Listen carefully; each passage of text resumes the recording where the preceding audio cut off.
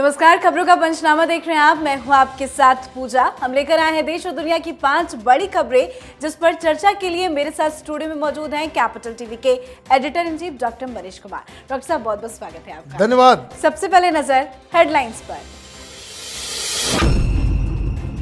मोदी बने वैश्विक नेता, दुनिया भर में बजा मोदी का डंका। मोदी ने रोका रूस यूक्रेन युद्ध, पुतिन और जेलेंस्की के बीच कराया समझौता। सलमान खुर्शीद ने राहुल गांधी को बताया भगवान राम, कांग्रेसियों की तुलना भरत से की। बयान पर भड़के साधु संत, बीजेपी ने भी किया जबरदस्त पलटवार। दिल्ली मेयर चुनाव में होगा बड़ा खेला, चुनाव से पहले मजबूत हुई बीजेपी। बीजेपी ने मेयर पद के लिए रेखा गुप्ता को मैदान में उतारा। बिहार की यात्रा पर फिर निकलेंगे नीतीश कुमार, 17वीं बार होगा बिहार भ्रमण। यात्रा को लेकर बीजेपी ने भी कर दी बड़ी तैयारी। पाकिस्तान में आतंकी हमले पर विदेशी अलर्ट, यूएस, ब्रिटेन, ऑस्ट्रेलिया के बाद अब सऊदी अरब ने भी दे दी चेतावनी।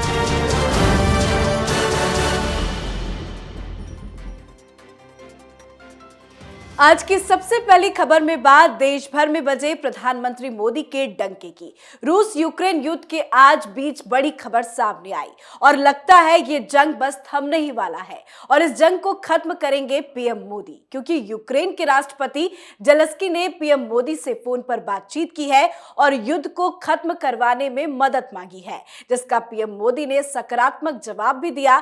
दिलचस्प बात यह है कि कुछ दिन पहले ही पुतिन ने भी पीएम नरेंद्र मोदी को कॉल करके दोनों देशों के संबंधों पर बात की थी। अब दोनों ही देशों ने युद्ध खत्म करवाने के लिए पीएम मोदी से मदद मांगी है। 10 महीने हो गए, युद्ध खत्म होता हुआ नजर नहीं आ रहा था, पर क्या मोदी ही मसीहा बनेंगे? देखिए, पूरी दुनिया में अकेले प्रधानमंत्री मोदी हैं जिनसे लगातार पुतिन बात कर रहे हैं और जेलेंस्की बात कर रहे हैं, और वो भी युद्ध के मसले के ऊपर।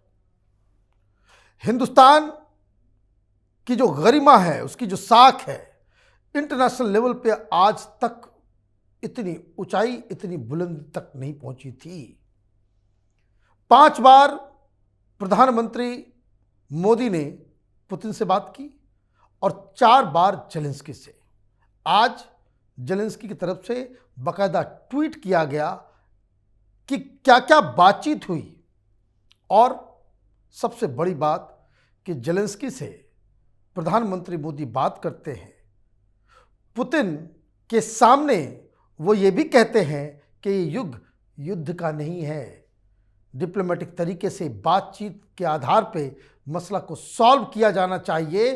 तो पुतिन उसके ऊपर रिएक्ट भी नहीं करते और ये कहते हैं कि प्रधानमंत्री मोदी सच्चे देशभक्त हैं और वो अपने देश के फायदे के लिए हमेशा फैसला लेते हैं। मतलब ये कि अगर ये काम किसी और देश के राष्ट्राध्यक्ष या सरकार के हेड ने इस तरह की बातें कही होती, पुतिन की तरफ से करारा जवाब मिला होता। तो कहने का मतलब ये है कि मध्यस्थता की भूमिका में ऑलरेडी हिंदुस्तान आ चुका है। दोनों ही नेता इसलिए प्रधानमंत्री मोदी से बात कर रहे हैं क्योंकि ये लंबी लड़ाई हो चुकी और जीत कंक्रीट तरीके से किसी के पक्ष में जाता नहीं दिख रहा। सब लोग एक ऐसे मौके की तलाश में हैं कि कोई एक ऐसा व्यक्ति सामने आए और इनके बीच सुलह कराए और युद्ध विराम की स्थिति पैदा हो। और प्रधानमंत्री मोदी के अलावा आज पूरी दुनिया में कोई दूसरा शख्स नहीं है जो इस काम को कर सकता है। तो जाहिर सी बात है मोदी कोई बड़ा कदम लेंगे, क्योंकि पीएम मोदी से ही आखिर क्यों उम्मीद जताई गई? क्योंकि आप ये देखिए कि हिंदुस्तान की जनता का क्या भरोसा है इनके ऊपर, और जिस हिसाब से G20 का नेतृत्व प्रधानमंत्री मोदी और हिंदुस्तान के पास आया है, तो वो रिस्पॉन्सिबिलिटी, और अब तक प्रधानमंत्री मोदी और विदेश मंत्री जयशंकर ने ऐसा कोई भी काम नहीं किया है कि जिससे भारत के प्रति किसी भी मुल्क का अविश्वास पैदा हो, चीन और पाकिस्तान को छोड़ के। जी, आज की दूसरी खबर में बात कांग्रेस नेता सलमान खुर्शीद के एक ऐसे बयान की जिसकी जमकर निंदा हो रही है। बीजेपी हमलावर है, साधु संत काफी ज्यादा नाराज है। दरअसल सलमान खुर्शीद ने राहुल गांधी की तुलना भगवान राम से की है और कांग्रेस कार्यकर्ताओं को भरत बताया है। खुर्शीद ने कहा, भगवान राम की खड़ाऊ बहुत दूर तक जाती है। कभी कभी जब राम जी नहीं पहुंच पाते तो भरत खड़ाऊ लेकर जगह जगह जाते हैं। ऐसे ही हम यूपी में खड़ाऊ लेकर आए हैं, अब खड़ाऊ आ गई है तो राम जी भी आएंगे। क्या भगवान राम की तुलना किसी से भी की जा सकती है क्या? देखिए, ये तो चाटुकारिता की हद हो गई। और सलमान खुर्शीद साहब को राम, कृष्ण, विष्णु, शिव यही मिलते हैं भाई, और कोई दूसरे धर्म के देवी देवताओं का नाम आप क्यों नहीं लेते? एक व्यक्ति राजनीति कर रहा है और राजनीति में भी अटर फेलियर है, जो अपनी कंस्टिट्यूंसी नहीं जीत सकता है उत्तर प्रदेश के अंदर में, उसे आप क्या तुलना, क्या बात आप कर रहे हो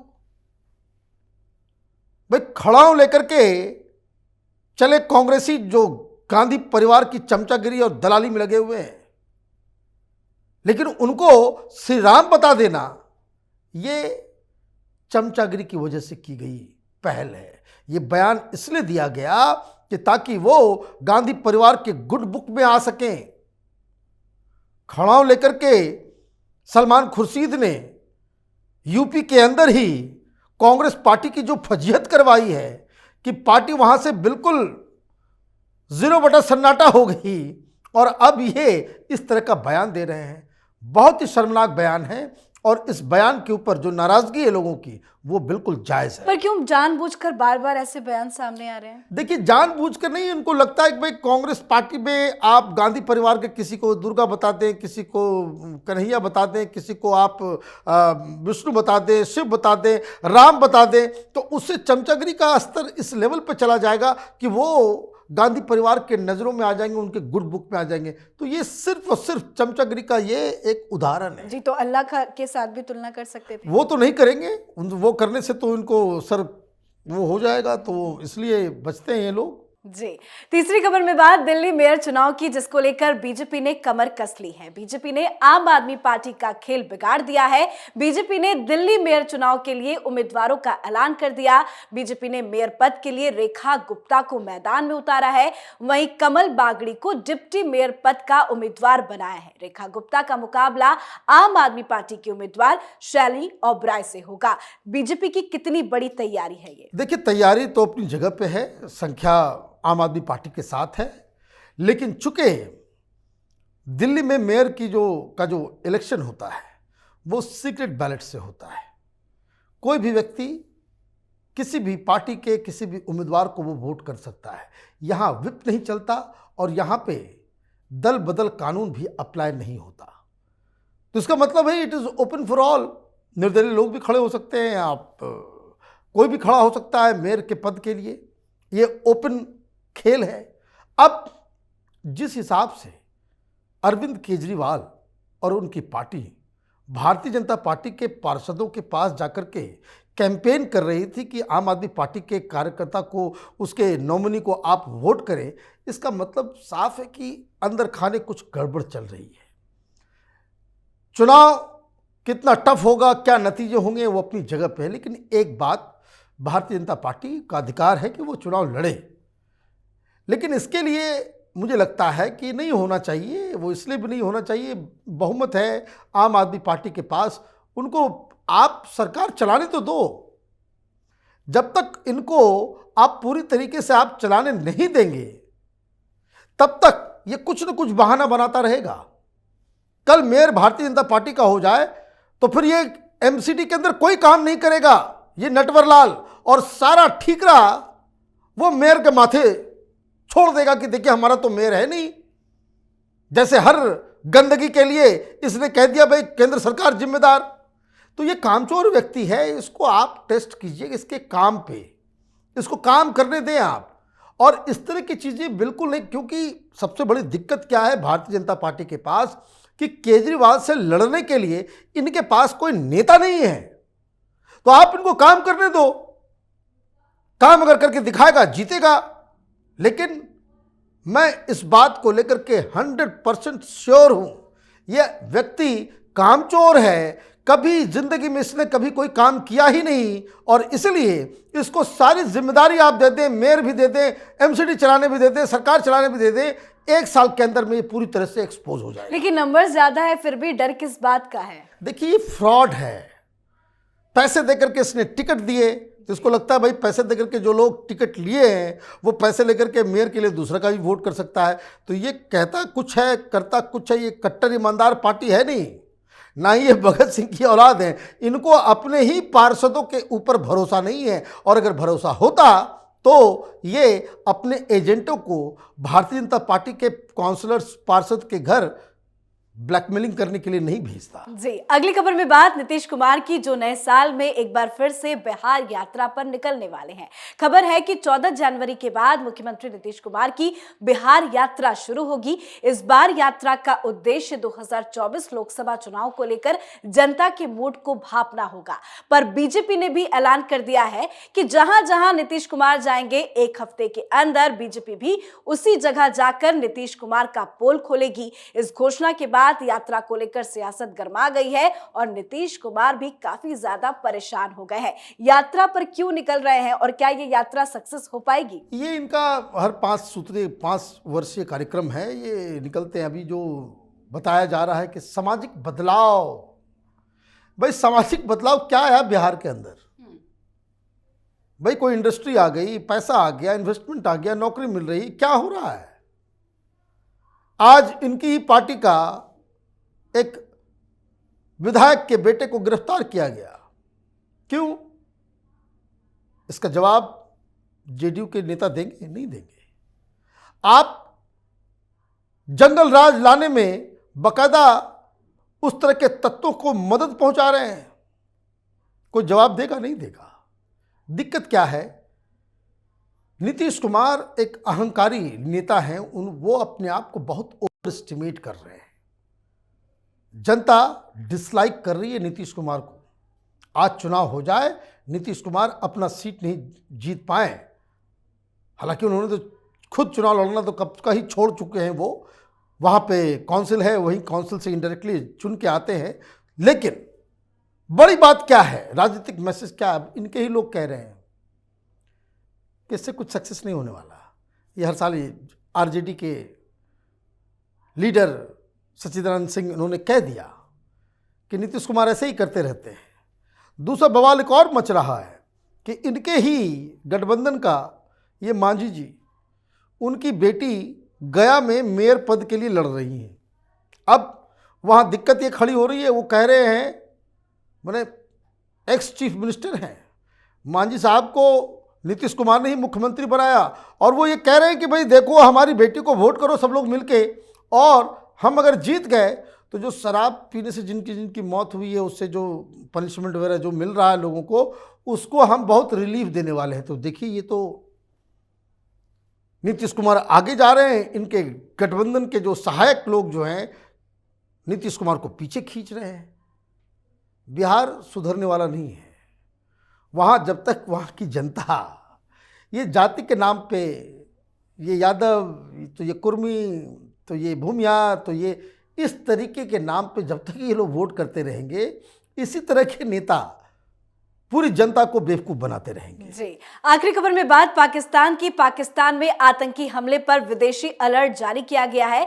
खबर है कि पाकिस्तान में जल्द कुछ बड़ा आतंकी हमला हो सकता है, जिसको लेकर अमेरिका, ब्रिटेन, सऊदी अरब और ऑस्ट्रेलिया सहित दुनिया के कई देशों ने पाकिस्तान की राजधानी इस्लामाबाद में आतंकी हमले की आशंका जताई है और अपने नागरिकों से सावधानी बरतने के लिए एडवाइजरी भी जारी कर दी है। क्या वाकई जिस तरह से संकेत मिल रहे हैं, एडवाइजरी जारी की जा रही है, क्या पाकिस्तान में कुछ बड़ा होने वाला है? रोज हो रहा है। वहां कल 5 पाकिस्तानी आर्मी के लोग मारे गए।